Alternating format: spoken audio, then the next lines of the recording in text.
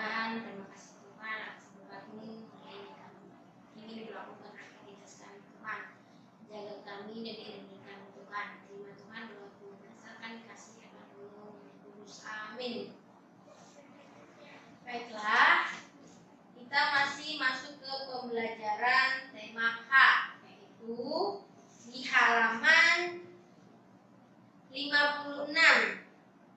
Di halaman 56 itu Ibu jelaskan, tuliskan karakteristik dari setiap lapisan batu berikut. Yang pertama itu akuifer. Yang pertama, lapisan bawah tanah yang mengandung air dan dapat mengalirkan air dalam jumlah besar. Contoh, kerikil-kerikil atau pasir. Nah, yang kedua, aqueduct, lapisan yang dapat menyimpan air, lapisan yang tidak dapat mengalirkan air dalam jumlah besar. Contohnya itu adalah lempung. 2, 3, 4 kamu buat sendiri. Nah, di halaman 56 juga masih di bagian B. Tulislah, dikerjain ya bagian B. Tulislah cara yang tepat dilakukan untuk menjaga ketersediaan air bagi makhluk hidup. Yang pertama itu ada 10. Ibu kasih contoh juga banyak. Menjaga lingkungan, mengurangi penggenangan air, membuang sampah pada tempatnya, membuang bahan kimia dan bahan bakar pada tempatnya, tidak sembarangan. Terus mendaur ulang bahan bekas. Itu adalah cara yang dapat dilakukan untuk menjaga ketersediaan air bagi makhluk hidup. Nah, kamu buat contoh juga, ini sudah jelasin. Nah, di aktivitas 2 itu halaman 57. Itu penyebab kekeringan dan dampak kekeringan. Itu adalah contoh. Buat contoh dari dampak kekeringan dan tidak kekeringan. Nah, Arya, ngapa bisa dapat mengakibatkan kekeringan? Itu adalah kekurangan air. Nah, contohnya kita mempunyai lahan. Lahan kita itu sudah kita selesai tanam. Kita tanam tanaman padi boleh, tanam tanaman sayur boleh, tanam tanaman untuk pohon juga boleh. Tetapi kalau lahan kita tersebut kering, dia sampai mau terbelah tanahnya bergaris-garis, itu tanaman itu akan mati. Nah, makanya itu kita membutuhkan air. Nah, bisa juga kita kalau ada selang yang besar, kita bisa semprot tanamannya. Tetapi kalau memang tidak bisa, ya kita tunggu hujan. Tapi sampai kapan kita tunggu hujan? Dengan cara yang baik, alternatifnya kita siram tanamannya supaya bisa tumbuh kembali. Nah, bukan juga terdampak untuk tumbuhan juga ataupun makhluk-makhluk lain, terutama juga kita manusia.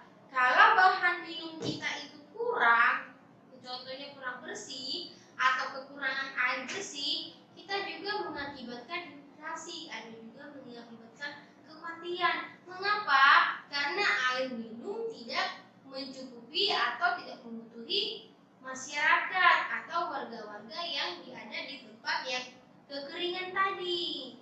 Nah, jadi air itu sangat bermanfaat bagi kehidupan kita. Namanya makhluk hidup itu sangat membutuhkan. Nah, yang pertama Ibu buat contoh penyebab kekeringan.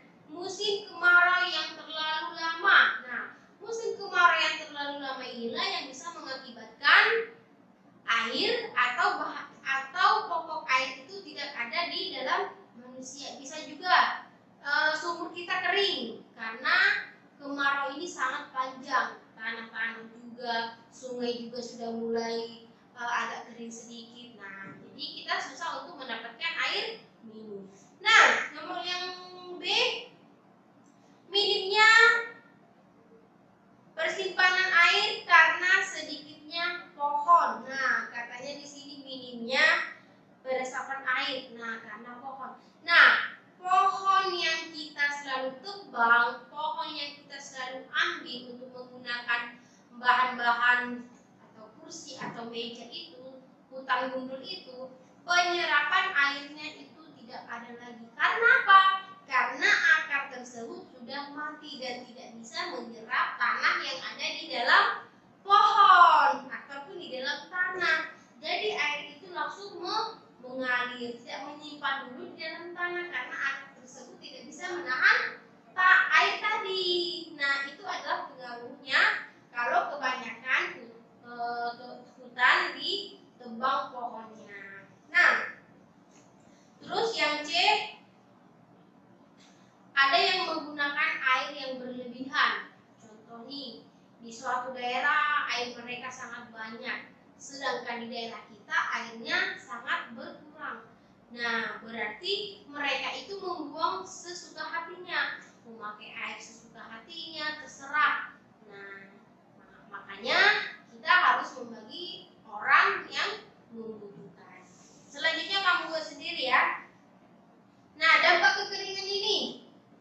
Dampak kekeringan ini adalah gangguan kesehatan, bisa juga gangguan kesehatan atau apa? Kekurangan minum.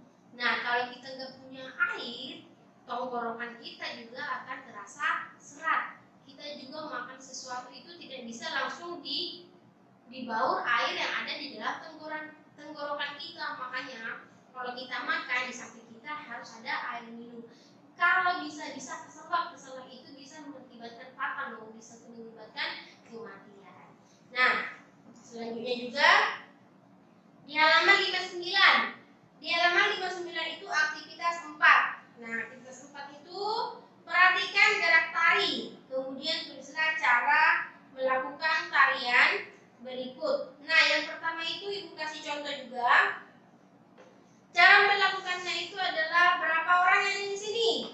Kamu lihat pada gambar berapa orang? Itu adalah 3 orang. Nah, kamu buat 3 orang. Terus selanjutnya lagi pola lantai. Pola lantai apa yang digunakan di situ? Pola lantai apa? Pola lantai segi 3. Nah, bentuk segi 3. Terus yang kedua. Yang ketiga itu apa? Apa yang kamu lihat di nomor 3? Cara melakukannya itu kamu buat sendiri, dan pola lantainya itu adalah pola zigzag ya. Nomor 3 itu kamu buat sendiri juga. 4, 5 kamu buat. Nah, terus selanjutnya juga halaman 64. 64 itu aktivitas 2. Kamu buat ya. Tari jerangkrang, jekepang. Buat juga.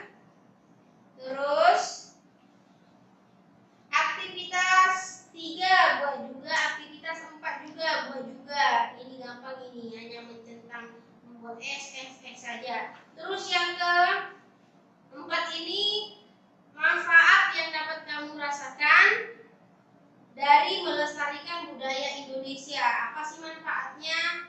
Nah, manfaatnya ini ada 5, kamu buat sendiri juga. Terus evaluasi 2. Evaluasi 2 itu dari halaman 66 sampai ke halaman 68. Oke, uraian. Nah, cukup sekian penjelasan hari ini. Jika kurang jelas, nanti ditanya sama ibu ya. Oke, mari kita bersatu dalam doa. Terima kasih Tuhan, pelajaran kami sudah selesai. Engkau selalu menjaga kami dan menyertai kami di mana pun berada. Termuliakan Tuhan namamu sekarang dan selamanya. Amin.